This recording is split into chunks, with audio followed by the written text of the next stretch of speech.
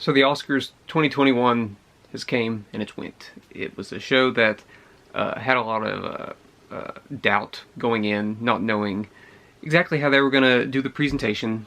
It wasn't at the normal place that it's usually at, but due to the pandemic, not as many people were allowed. The actual production had a very cinematic look to it. I actually kind of like that.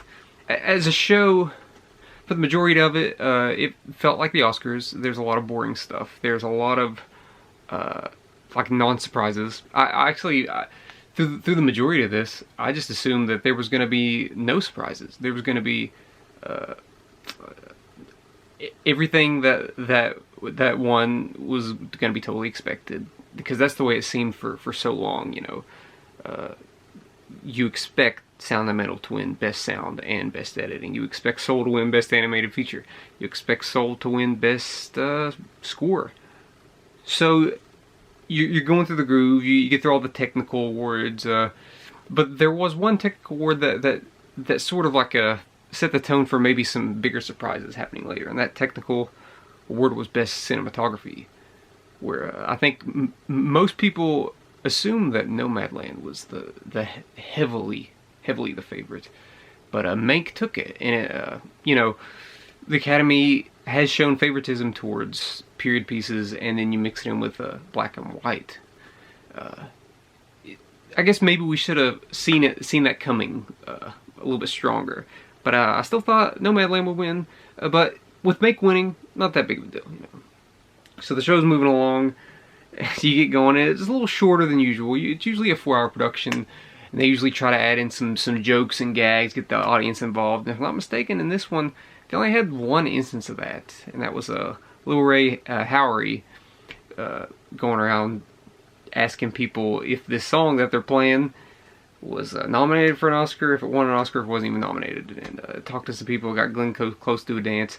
So that was the one sort of cringeworthy in on the joke audience moment of the night, where usually you have about 5 or 6 of those. So that cut the show down quite a bit.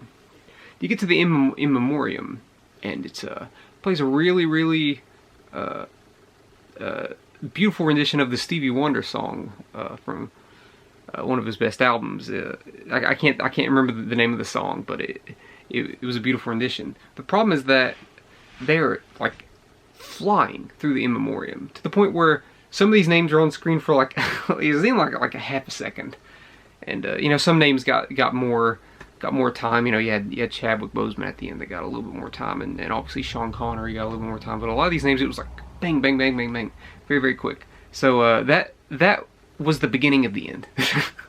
It seemed like everything after that was just it's what are we doing? What are we doing right now? Because some things happened here at the end that is a travesty. A travesty on multiple levels. Whenever they decided to announce the Best Picture winner, I said to myself, have they announced Best Actor, Best Actress? I don't think they have. I would have remembered that. I would have remembered Chadwick Boseman or Frances McDormand or Carey Mulligan. I would have remembered these speeches. But they changed it up. And I figured out pretty quickly that they wanted to end the night on a celebratory moment of Chadwick Boseman, because we all assumed he was going to win. He's been winning out.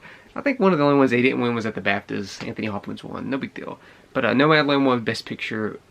Also very much expected. Chloe Zhao won Best Director. So, yeah. Expected that completely. They go to Best Actress.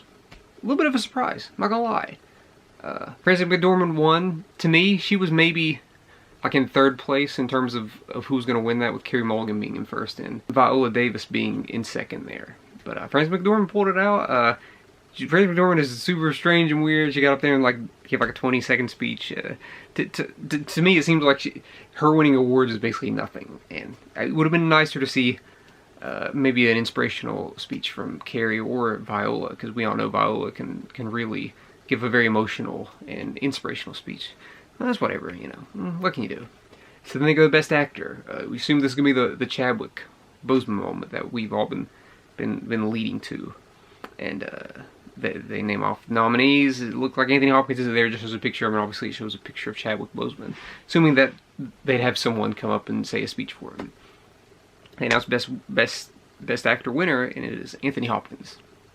Anthony Hopkins is not there. He has no one to speak for them. The show is a complete bust at this point because they went all in on Chadwick Boseman having this big moment at the end, which would have been really nice. And it was a big gamble. It's a gamble that definitely didn't pay off, leading to one of the worst structured Oscars of all time. When it comes to the overall wins, I'm not gonna say this is one of the worst Oscars. Like, to me, the 2019 Oscars, if you look at the overall wins in that, substantially worse. Structure-wise, probably better.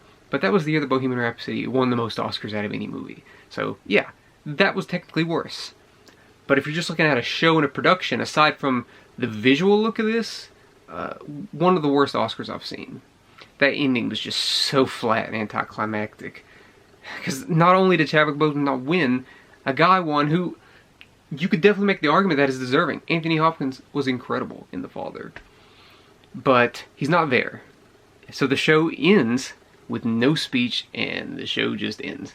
Whereas if you wouldn't have took that gamble, Anthony Hopkins could have won 5 or 6 minutes earlier, and you could have ended it with Nomadland winning Best Picture, which is the way things usually are, ending with Best Picture. It is the most prestigious and most grand award of the night.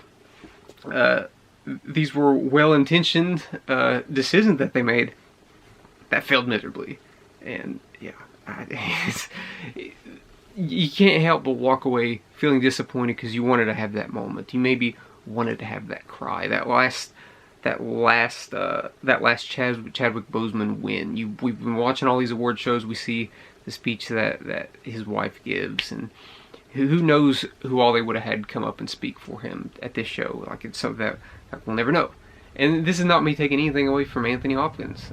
I think like all these performances were all pretty much deserving. Like, I'm not gonna sit here and say that one's like infinitely better than the other. I watched The Father a few weeks ago for the first time, and I was blown away by his performance. And I was also blown away by Chadwick's performance. I was blown away by Riz Ahmed. I was blown away by Steven Yeun. Like, these performances were great. So, I'm not taking anything away from Anthony Hopkins.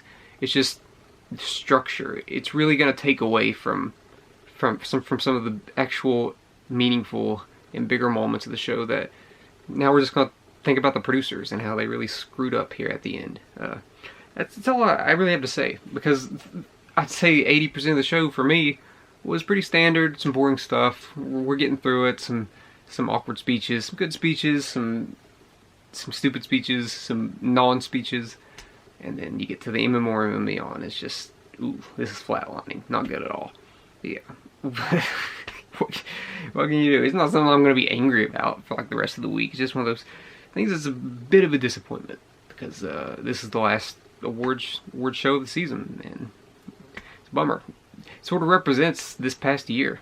Like, this show was a perfect metaphor for this past year, and out of all the major award shows I saw, I thought I wouldn't see another one that was worse than the Golden Globes, and structurally this was probably worse than the Golden Globes, with probably like the Critics' Choice Awards being the best, because they usually have the best nominees, the best winners, and what can you do?